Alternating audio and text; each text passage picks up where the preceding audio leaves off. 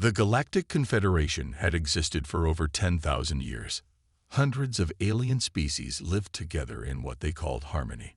Most species followed the same path. They would develop space travel, explore their solar system, and then the Confederation would find them. The older species would guide the newcomers, teach them the rules, and show them their place in the galaxy. Humans did things differently. Earth scientists made the jump to faster-than-light travel on their own. No guidance, no teachers. They simply figured it out and went exploring. Their first meeting with aliens happened when a small human scout ship met a Vex vessel near the edge of human space. The Vex were peaceful water creatures who lived in ships filled with liquid. They were shocked to meet humans who had developed star travel without help. This news spread fast through the Confederation. Many species became worried. The human government decided to send someone to talk with the Confederation. They chose John Miller, an experienced diplomat who had solved many conflicts on Earth. John was tall with gray hair at his temples and calm blue eyes. He had a way of making people feel at ease, even when tensions were high. "It's the chance of a lifetime," John told his wife before leaving. First human to speak for all of us out there. John's assistant was Olivia Grant, a young woman who could learn languages faster than anyone. She had short brown hair and quick eyes that missed nothing. Olivia had learned 7 Earth languages before she turned 20. Now she studied alien communication with the same intense focus. "I never thought I'd use my skills to talk with actual aliens," Olivia said as their ship prepared to leave Earth orbit. Their ship, the UEAS Handshake, traveled for 3 weeks to reach Nexus Prime, the central hub of the Confederation. The massive space station looked like a metal flower with hundreds of petals. Each section housed representatives from different worlds. John and Olivia felt small as they docked at the station. Guards met them at the airlock. The aliens were tall, insect-like creatures with 4 arms and compound eyes. They carried no visible weapons, but moved with clear military precision. "Welcome to Nexus Prime," said the lead guard through a translation device. "I am Security Chief Krev. The Council awaits you."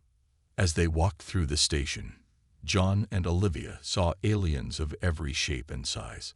Some floated in bubbles of special gas. Others moved on many legs or glided along the floor. Some looked almost human, while others seemed impossible by Earth biology. The central chamber of Nexus Prime was a huge room with hundreds of seats arranged in circles. In the middle stood a round table where the most important representatives sat. The room fell quiet when John and Olivia entered. High Counselor Zrath of the Arthane stood to greet them. He had gray skin that looked like stone and eyes that glowed yellow. His voice rumbled when he spoke. "The representatives of Earth may approach," he said.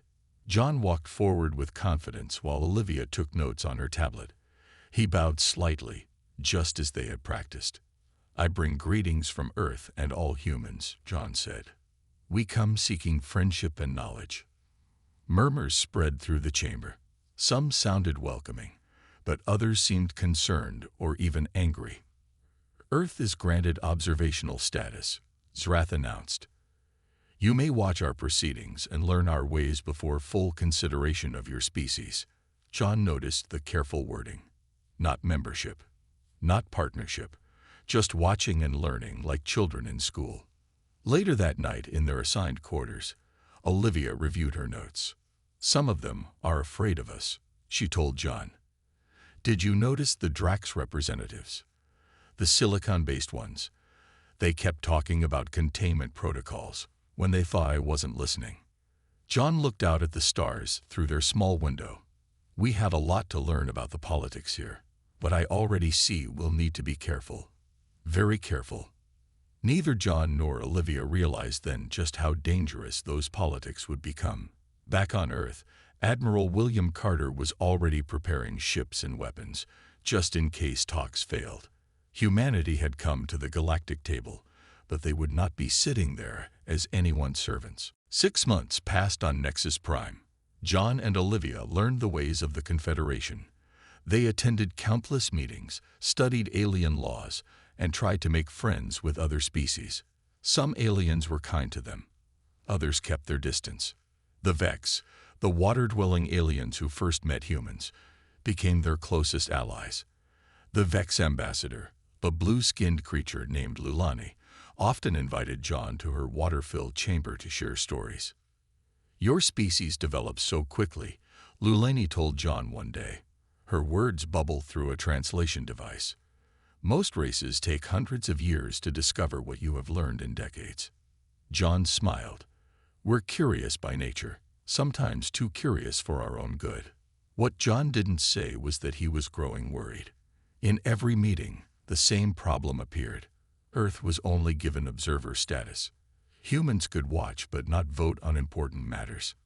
And some powerful aliens wanted to keep it that way forever. The Dracs were the worst. They were silicon-based life forms with crystal bodies and cold minds. Their leader, Council Member Vorian, openly called humans dangerous primitives when he thought John couldn't hear. The hive-minded Vorians were just as bad. They looked like tall, thin humans, but shared one connected mind. They whispered that Earth should be contained before humans spread too far. Olivia was better at gathering information than the aliens expected. Her quick mind and gift for languages let her understand conversations others thought private. One night she returned to their quarters with troubling news. "The Dracs are planning something," she whispered, though their room was supposed to be private. "They've been meeting with the Vorians and 3 other major species.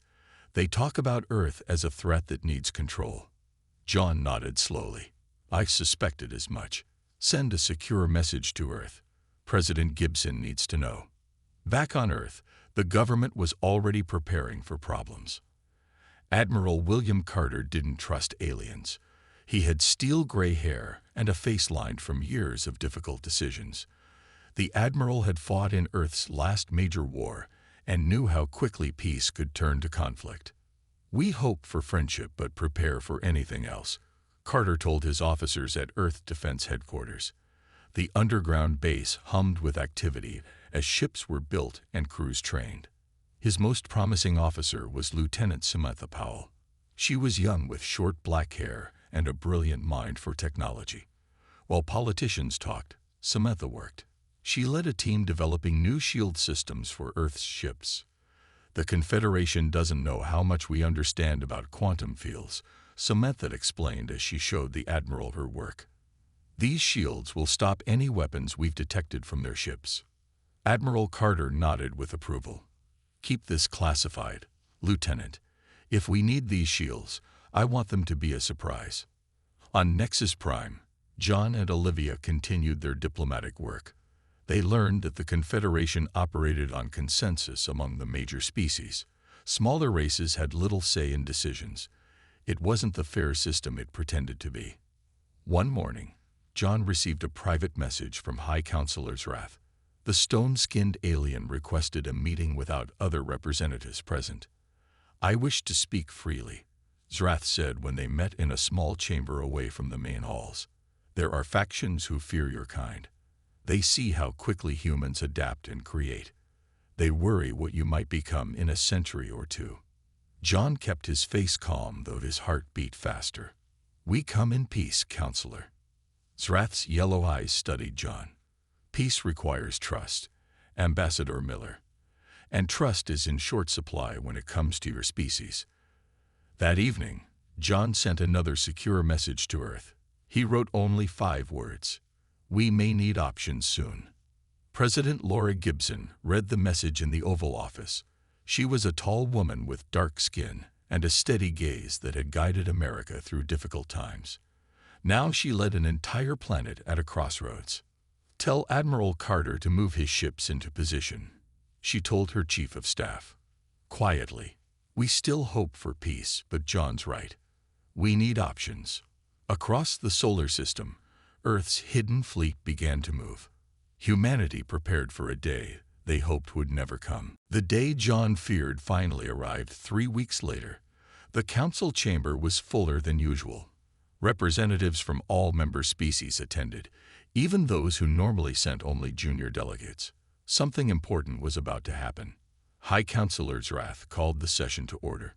His stone-like face revealed nothing as he spoke. The council recognizes council member Vorian of the Drax Collective, Zrath announced. Vorian rose from his seat. Light reflected off his crystal body as he moved to the center of the chamber. The Drax representative's voice sounded like glass breaking when he spoke. Esteemed colleagues, today I bring forward motion 7293 concerning the status of Earth and its colonies, Vorian said. For the safety of all Confederation species and for the proper development of humanity itself, I propose restrictions on human expansion. John felt his stomach tighten. Beside him, Olivia typed notes rapidly on her tablet. Vorian continued, humans will be limited to their home solar system for a period of no less than 100 standard cycles. All human ships must carry Confederation monitoring devices. Any human technology development must be reviewed by the Technology Oversight Committee. The chamber erupted in a mix of voices. Some representatives voiced support. Others seemed concerned at such harsh terms. The smaller species, like the Vex, remained silent, afraid to oppose the powerful Drax. When Vorian finished, he looked directly at John. These measures are for humanity's own protection. You are simply too young a species to roam freely among the stars. John stood, his face calm despite his anger. The observer from Earth requests time to consult with our government regarding this proposal. High Counselor Zrath nodded. The council grants a recess of 3 standard days. As John and Olivia left the chamber, whispers followed them. In their quarters, Olivia finally spoke her mind. This isn't protection.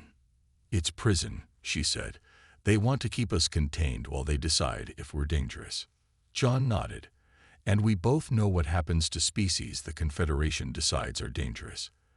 They get guided until they're no longer a threat. He opened a secure channel to Earth. We need to speak with the President. President Laura Gibson received their transmission in the White House Situation Room. Admiral Carter and his top officers sat with her. The President's face looked grim as John explained the situation. They want to cage us in our own solar system, John finished, and monitor everything we do or build. President Gibson turned to Admiral Carter. Your assessment, Admiral. Carter didn't hesitate. Accepting these terms would leave Earth vulnerable, Madam President. The Confederation could study our defenses while preventing us from exploring beyond our system. If they later decided to take action against us, we would be at a severe disadvantage. The President looked at the faces around the table, then back at John's image on the screen. Ambassador Miller, how would the Confederation react if we rejected these terms? She asked. John considered carefully. They expect us to accept, Madam President. Smaller species always do. Our refusal would shock them, but I can't predict what would follow. President Gibson stood and walked around the table slowly, thinking. She had led Earth through difficult negotiations before, but never with alien powers who saw humans as a potential threat. John, I'm authorizing you to reject their terms, she said finally. But I want you to do more than that. Present our own conditions for continued participation. John looked surprised. Our conditions, Madam President? Yes. Tell them we will share scientific discoveries that benefit all species. Tell them we will help defend smaller Confederation members who face threats. But we will not be contained, and we will not have our development monitored.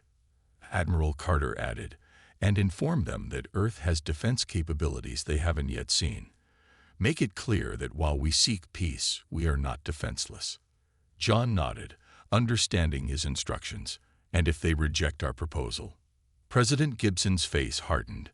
Then you will inform the Confederation that Earth withdraws from consideration for membership. We came to join as equals, not as subjects. As the transmission ended, John looked at Olivia. Her eyes were wide with the weight of what they would soon do. They're not ready for this, she said quietly. John smiled grimly. No, they're not. That's our only advantage. 3 days passed quickly. On Nexus Prime, rumors spread about what the humans would do. Most aliens expected Earth to accept the Drax proposal with minor complaints. That was what new species always did when faced with demands from the powerful. The council chamber was packed when John and Olivia arrived. Extra viewing screens had been set up throughout Nexus Prime, so all residents could watch the proceedings. This had become the most interesting event in decades for many Confederation species. High Counselor Wrath opened the session. The Council recognizes Ambassador John Miller of Earth. John walked to the center of the chamber. He wore a simple dark blue suit with Earth's new space emblem, a blue planet with stars surrounding it. He carried only a small datapad. Olivia sat at their assigned place, her face calm, but her eyes alert. Esteemed members of the Galactic Confederation, John began. His voice was steady and clear.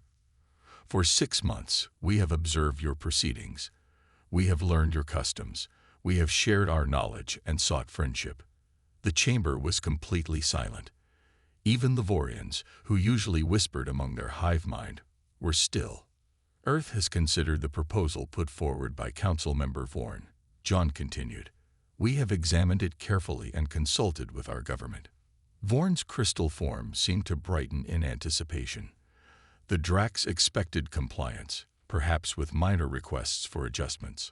John paused and looked around the chamber. He made eye contact with several representatives, including his friend Lulani of the Vex. Then he spoke words that would change galactic history. Earth rejects these terms completely. We did not cross the stars to become prisoners in our own solar system. Gasps and whispers erupted throughout the chamber. Vorian's crystal body flashed with pulses of light, a sign of Drax anger. High Counselor Wrath raised his hands for silence. Instead, John said when the room quieted, I am authorized to present Earth's conditions for continued participation in the Confederation. This caused even more commotion. New species did not present conditions. They accepted what they were given. John activated his datapad, and the chamber's main display showed Earth's proposal. Humanity offers scientific and medical exchange programs benefiting all species. We offer military assistance to protect smaller Confederation members who face external threats. We offer cultural exchange and trade. Council Member Vorian interrupted. This is unprecedented. Observer species do not make demands. John looked directly at Vorian. We make no demands. We offer partnership as equals. In return, we require recognition of our sovereignty and the right to develop and explore without restriction. The chamber erupted again. Some representatives shouted support for Vorian. Others seemed intrigued by Earth's offer of protection, especially smaller species who often suffered under the policies of the major powers. High Counselor Wrath called for order. The Council will debate this matter. Ambassador Miller, you will await our decision. John shook his head. No, High Counselor. Earth's offer requires an immediate response. We did not come to the stars to wait while others decide our fate. Vorian rose again, his crystal form pulsing with angry light. This is not how the Confederation works. You cannot dictate terms to us. John's voice remained calm. Then perhaps the Confederation does not work for humanity. He nodded to Olivia, who stood and began gathering their materials. The action caught everyone by surprise. What are you doing? Demanded Wrath. John looked at the High Counselor. We came to this table as equals seeking friendship. You have offered subjugation disguised as protection. Therefore, with regret, Earth withdraws from Confederation consideration. The chamber exploded into chaos. Some representatives jumped to their feet. Others called for guards. A few smaller species watched with what looked like admiration. John and Olivia simply walked toward the exit. Guards moved to block their path, but stopped when High Counselor Wrath waved them back. The ancient alien understood what others did not. Forcing the humans to stay would only make things worse. As the doors closed behind them, John and Olivia heard the continued uproar. They walked calmly to their ship, the UES Handshake, where the crew had been on standby for 3 days. Take us home, John told the captain. As they pulled away from Nexus Prime, Olivia looked at the screens, showing hundreds of messages flooding in from Confederation species. "What have we done?" she asked quietly. John smiled grimly. "We just changed the game." News of Earth's departure spread across the galaxy faster than any ship could travel. Communication networks buzzed with the story of how humans had done the unthinkable. They had walked away from the Confederation table. Back on Earth, President Gibson addressed the United Nations. Leaders from all nations gathered to hear what would come next. "Today we begin a new chapter," she said. "The Galactic Confederation offered us a place as second-class members. We declined. Now we must prepare for whatever follows." Admiral Carter put Earth's defense forces on alert. Ships that had been hidden now moved into the open. Monitoring stations at the edge of the solar system watched for any sign of Confederation vessels. "No alien ships enter our space without permission," Carter ordered. "Any approach must be treated as potentially hostile until proven otherwise." Lieutenant Samantha Powell, now promoted to captain, oversaw the deployment of her new shield technology to all Earth ships. Her team worked day and night to prepare Earth's defenses. "The Confederation has no idea what we can do," she told her engineers. "Let's keep it that way unless we need to show them." As weeks turned to months, and months to years, something unexpected happened. Earth sealed its borders completely. No human ships left the solar system. No alien vessels were permitted to enter. The Confederation sent 14 diplomatic missions over the next 3 years. All were turned away at the boundary of human space. But inside this self-imposed isolation, humanity was far from idle. Earth experienced what historians would later call the closed-border renaissance. Without Confederation interference, human technology advanced at an astonishing pace. Captain Powell's team created faster engines that could cross the galaxy in weeks instead of months. Scientists developed better farming methods that ended hunger on Earth. The colonies on Mars and Europa grew rapidly as people moved outward within their solar system. President Gibson started a bold new plan called Operation Lighthouse. This secret project would establish human colonies beyond Confederation space, in regions the older aliens had never explored. Frank Nelson led this effort. He was a quiet man with a keen mind and steady hands. Before becoming a space explorer, he had been a farmer in Iowa. Now he would lead the first humans to settle beyond known space. "We go quietly," he told the colonists aboard the ship Pathfinder. "We build our homes far from watchful eyes. We create a network of human worlds that no one can contain." The first colony ship slipped past the edge of human space using new stealth technology. The Confederation monitoring stations never detected it. Within 6 months, 5 more ships followed, each carrying 1,000 colonists to different star systems. Meanwhile, the Confederation faced its own problems. The powerful species that had always controlled everything now argued among themselves. The Drax blamed the Vorians for frightening humans away. The Vorians accused the Drax of being too harsh in their demands. Smaller species began to question the old power structure. If humans could walk away, perhaps they could demand better treatment too. The Vex ambassador Luleni spoke in council meetings about reforming how new species were welcomed. High Counselor Zrath watched these changes with concern. The ancient system he had helped maintain for centuries was showing cracks. In private meetings with his advisors, he admitted the truth. "We mishandled the humans," he said. "We treated them like all new species, but they are not like the others. They develop too quickly. They think differently. And now they work behind a wall we cannot see through." One of his advisors, a member of the long-lived Eldar species, asked the question many were thinking. What if they are building weapons? What if they plan revenge? Zrath looked out at the stars visible through his chamber window. "That is what terrifies me. We do not know what they plan. We do not know what they can do now. We can only wait." But the waiting made the Confederation nervous. And nervous species sometimes make dangerous choices. 3 years and 4 months after Earth closed its borders, the Vorian collective made a terrible mistake. Their leadership decided that human silence meant human weakness. They saw an opportunity to learn Earth's secrets while the Dracs and other major powers argued among themselves. The Vorians sent 5 ships toward the solar system. They called it a scientific expedition, but the vessels carried advanced scanning equipment and weapons. Their real mission was to test human defenses and gather military information. Earth's monitoring stations detected the Vorian ships crossing the boundary line. Admiral Carter sent a clear message to the approaching vessels. "This is Earth Defense Force. You have entered restricted space. Reverse course immediately."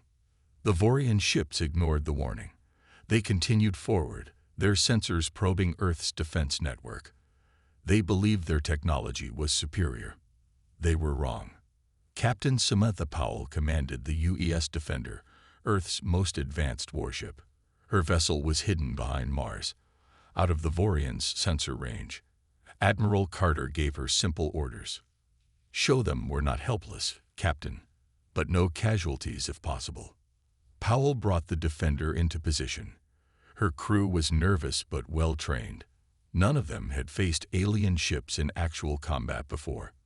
"Target their engines and communication systems only," Powell ordered. "Precision shots. I want them disabled, not destroyed." The Defender appeared suddenly on the Vorian sensors. Before they could react, Powell's ship fired 3 quick bursts of energy.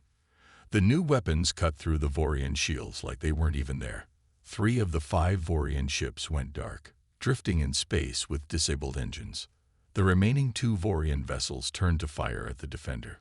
Powell activated the shield system she had spent years developing. The Vorian weapons hit the shields and seemed to vanish, absorbed completely with no damage. "Return fire," Powell ordered calmly. Same targets as before. 2 more precise shots, and all 5 Vorian ships were now powerless, floating in space. The entire battle had lasted less than 2 minutes. "Send rescue shuttles," Powell told her crew. "Bring the Vorians aboard and treat them well. Then tow their ships to the boundary and send them home." News of the encounter spread quickly through the Confederation. Emergency meetings were called. Many species now felt genuine fear of humans. If Earth could so easily defeat Vorian ships, what else could they do? High Counselor Zrath knew the situation had become dangerous. He sent a private message directly to President Gibson, bypassing normal diplomatic channels. The humans' actions were justified, Zrath told the Emergency Council meeting. The Vorians entered their space after clear warnings.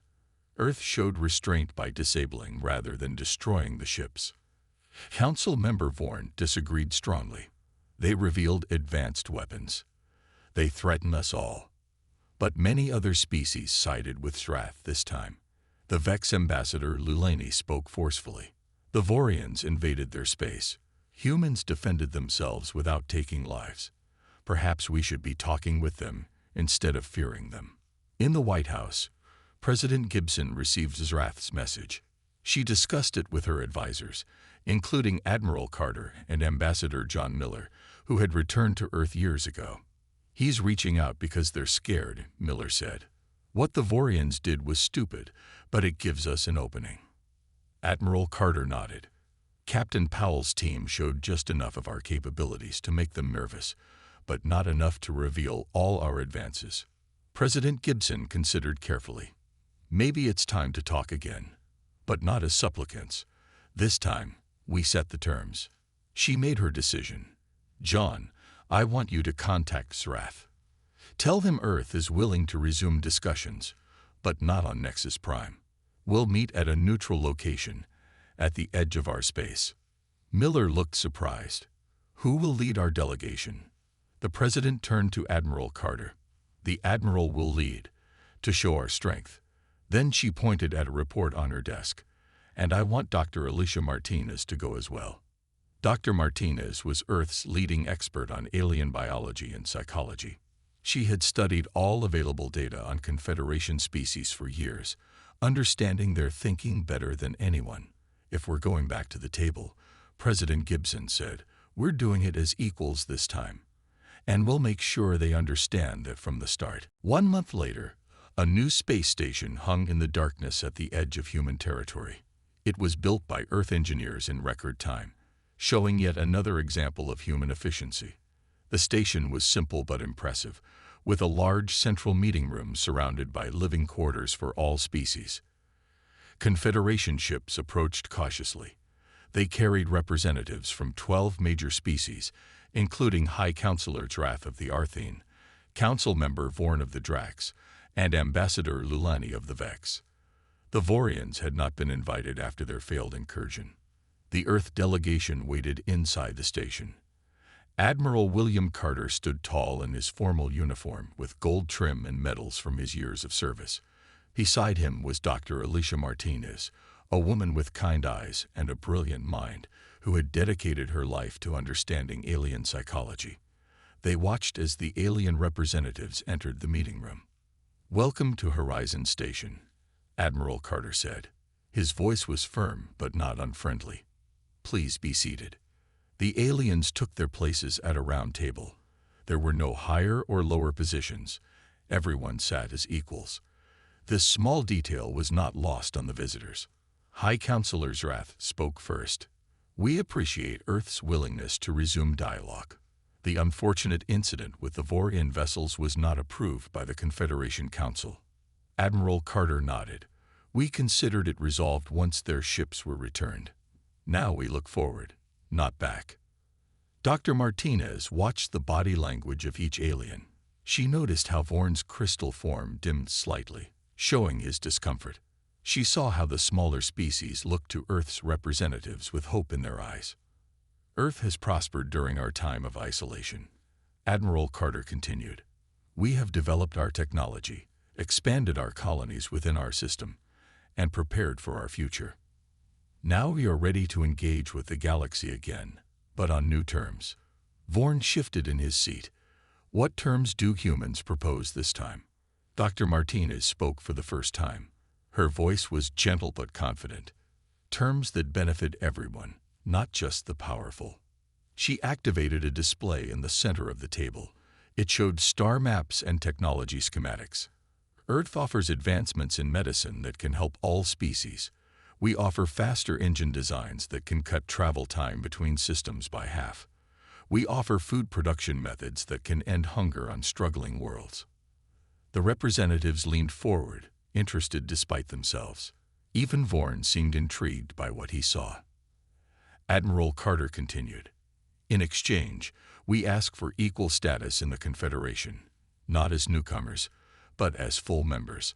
We ask for the right to expand into unclaimed regions of space, and we propose a new defense alliance to protect smaller species from threats." That last part caused a stir. Many smaller species had suffered under the political dominance of the Drax and Vorians for centuries. The idea of protection from a powerful ally changed everything. Lulani of the Vex spoke up. "The Vex would welcome such an arrangement. Too long have the small voices been ignored in council meetings." 3 other representatives quickly agreed. The room buzzed with excited conversation. Vorn's crystal body flashed with pulses of light. "This is outrageous. Humans cannot simply return after years of isolation and change the structure of the Confederation." High Counselor Drath raised his hand for quiet. "Actually, they can propose changes. All members can. That is our law." He looked at Admiral Carter with new respect. "You have been studying our legal codes during your isolation, haven't you?" Admiral Carter smiled slightly. "Dr. Martinez has been very thorough in her research." Dr. Martinez looked around the table. "We know that several mid-sized species have been seeking reforms for centuries. We know that the current power structure benefits only a few. We offer an alternative." By the end of that first meeting, 5 species had already indicated support for Earth's proposals. The galaxy was shifting before their eyes. That night, as the alien representatives returned to their ships to consider Earth's offer, High Counselor Drath remained behind to speak privately with Admiral Carter. "You planned this all along, didn't you?" Drath asked. "The withdrawal, the isolation, all of it." Admiral Carter looked out the viewport at the stars. "Let's just say we recognized an opportunity when we saw one. Humans are good at adapting to difficult situations. Drath nodded slowly. The Dracs and Vorians will resist these changes.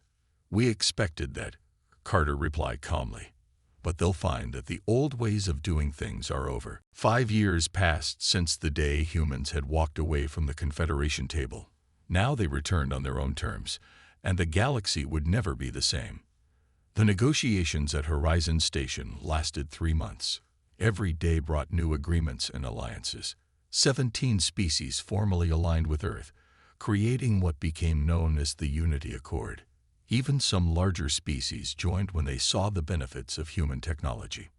The final signing ceremony took place in the Grand Chamber on Nexus Prime, the same room where John Miller had once stood as a mere observer. Now he returned as Earth's senior ambassador. Beside him stood Olivia Grant, no longer his assistant, but a respected diplomat in her own right. "This is a historic day," High Counselor Rath announced to the packed chamber. "Today we sign a new galactic charter that recognizes all species as equal partners in our shared future." John stepped forward to sign for Earth. As he pressed his thumb to the document reader, he remembered that day 5 years ago when they had walked out. The memory made him smile. The Dracs and Vorians had fought against the changes until the end. But when 8 more species threatened to leave the Confederation and join with humans instead, they finally accepted the new reality. Now, Council Member Vorian watched with his crystal body, dimmed as the new charter became official. But the true power of humanity went far beyond what most Confederation species knew. While negotiations had been happening at Horizon Station, Frank Nelson's colonies beyond known space had thrived. 27 new human settlements now existed in regions the Confederation had never explored. These colonies had discovered resources and ancient technologies that made Earth an economic powerhouse. Frank himself had found ruins of a civilization that had existed 1,000,000 years before. The knowledge from these ruins helped humans develop even more advanced technology. Admiral Carter, now promoted to fleet commander, established a joint defense initiative with the smaller species who had joined the Unity Accord. Captain Powell, now Admiral Powell, ran training programs that helped these species protect themselves. "We don't want to fight for them," Powell told her officers. "We want to teach them to stand on their own." Dr. Martinez worked with scientists from 30 different species to solve medical problems that had plagued them for centuries. Her research team created cures for diseases that had killed millions, earning the gratitude of worlds throughout the galaxy. After the signing ceremony, John and Olivia stood by a viewport looking out at the stars. They remembered their first arrival at Nexus Prime years before, when everything had seemed so overwhelming. "Did you ever imagine it would turn out like this?" Olivia asked. John shook his head. "Never. I just hoped we wouldn't start an interstellar war." "Your bold move changed everything," said a voice behind them. They turned to see Lulani of the Vex floating in her water bubble. "When humans left the table, you showed us all that the old ways could be challenged."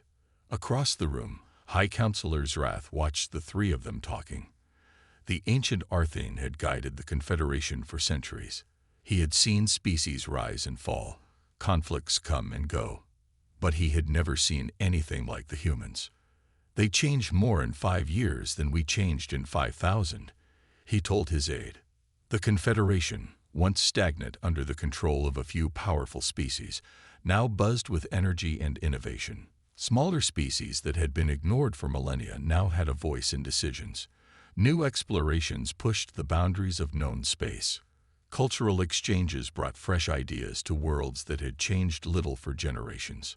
President Gibson, serving her final year in office, received the news of the signing with satisfaction. In the Oval Office, she spoke with Admiral Carter by secure channel. "The gamble paid off," she said. "Leaving the table forced them to see us differently." Admiral Carter nodded. "Sometimes you have to walk away to move forward." That phrase would become famous throughout human space. It appeared on monuments and in history books, reminding future generations of the lesson learned. True strength sometimes means having the courage to walk away. The species who had once watched in terror as humans abandoned the table now looked to them with respect, partnership, and hope for a better future among the stars.